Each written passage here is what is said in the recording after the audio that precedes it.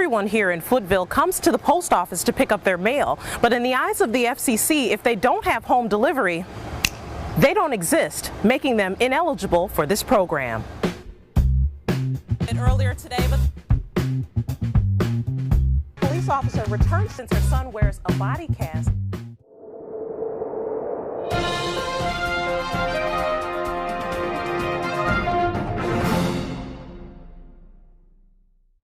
At 18,000 pounds, this vehicle is pretty intimidating, and Captain Tyler says it'll be used during some of their most dangerous situations.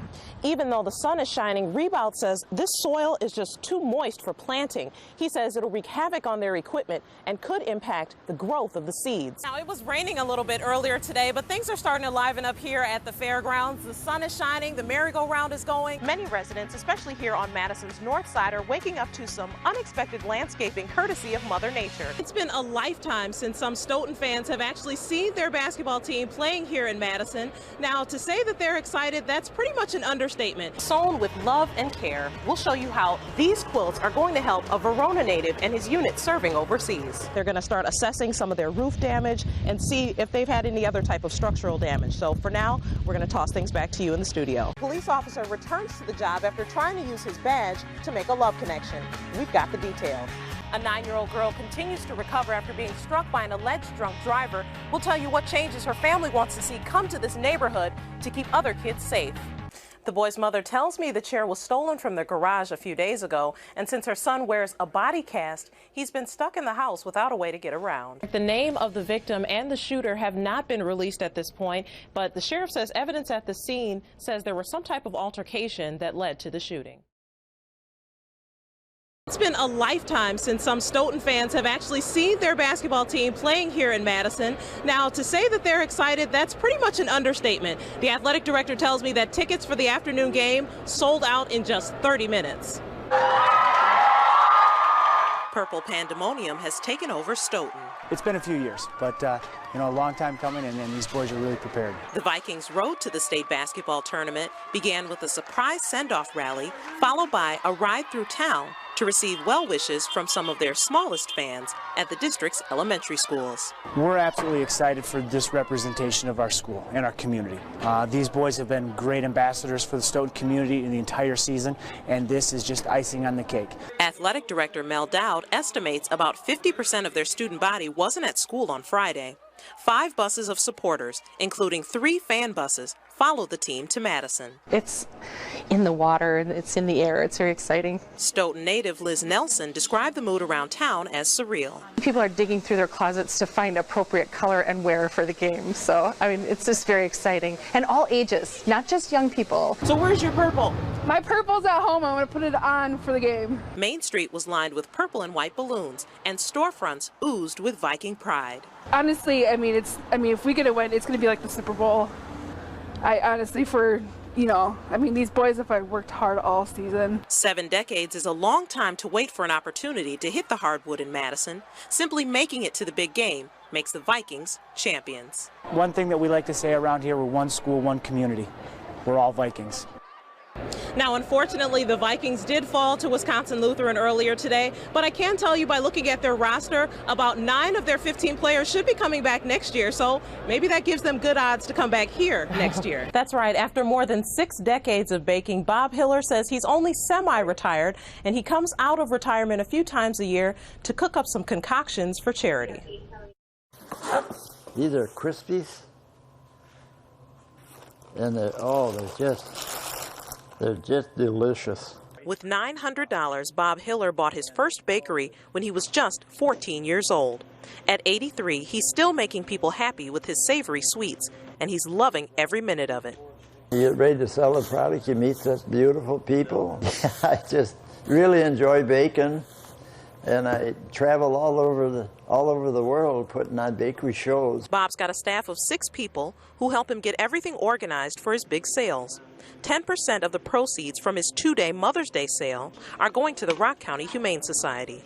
Cream puffs and the cookies and eclairs all provide, the microchipping, the spay and neuter surgeries, rabies vaccinations. Bob bakes up more than 9,000 dozen cookies, and they'll be sold here out of his wagon. So what's the secret to their success? He says it's the ingredients. From scratch. We used tons of butter and, no substitutes for anything. With decades of experience under his belt and a machine that cranks out 36 dozen cookies every 2 minutes, Bob makes baking this many treats look easy. But there's one thing the Cookie Man hasn't quite figured out. Oh, no, there's no calories in cookies. No, there is, but I can't help it. Margot Spann standing by with Professor Ed Falone. Margot? That's right, Eric. It was a tough loss, and I'm here with Professor Ed Falone. Can you tell me, how are you feeling right now at this point? Well, I feel good. We ran a serious campaign. I think we ran a very good campaign. I'm thankful for all the supporters across the state, and I think that we've talked about real issues that the court needs to address going forward. I know one thing that you mentioned to your supporters just a minute ago is that the race may be over, but you plan to continue this fight. Can you tell me a little bit about that?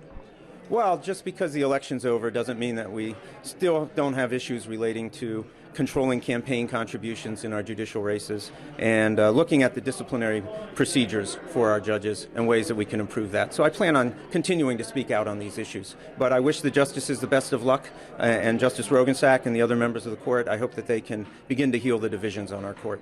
Okay, thank you very much. I appreciate you talking with us. About 50 volunteers brought their talents to Verona to help make quilts for Lieutenant Will Bishop and his unit.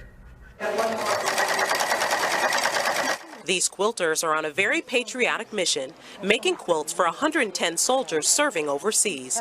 One will go to Verona native Lieutenant Will Bishop, deployed to Afghanistan earlier this year. His mom says witnessing the 9/11 attacks motivated him to want to serve. He's always wanted to do this. And we've just said, if you're going to do it, you be the best you can be. You get all the training you can to do a good job, take care of yourself. And that's what he's done. The lieutenant told his mom the mountains can be extremely cold, so with the help of these volunteers, they're supporting his unit with care packages, complete with baby wipes, powdered drink mix to make the water taste better, and personal notes from friends. Making cards saying thank you, making them smile, put a happy face on their face when they see it. So that's basically what I'm here to do, because I'm not good at quilting, so. The quilting action stopped briefly when Will made a surprise appearance at the Camel Quilt Workshop via Skype. His mom says she hadn't talked to him in about 3 weeks. To be able to show him everybody that was here was so exciting and so wonderful. The quilts are made of camouflage fabric discarded by the Army. Will's mom says these care packages are helping her keep her promise to him while he's fighting for our country. When he left, he said, "Mom, I don't worry about me because I know you'll take care of me, but I worry about my men." And so my mission was to take care of his men. Will's mom says he's scheduled to be home around the holidays. That's when his deployment ends. Now, it costs them several $100s to ship these care packages to Afghanistan. If you'd like to help with the project, head to our Channel 3000 Facebook page. What a neat moment to see mom and son connect. Absolutely. There. Exciting day in Verona. Thank you so much for sharing that with us, Margot.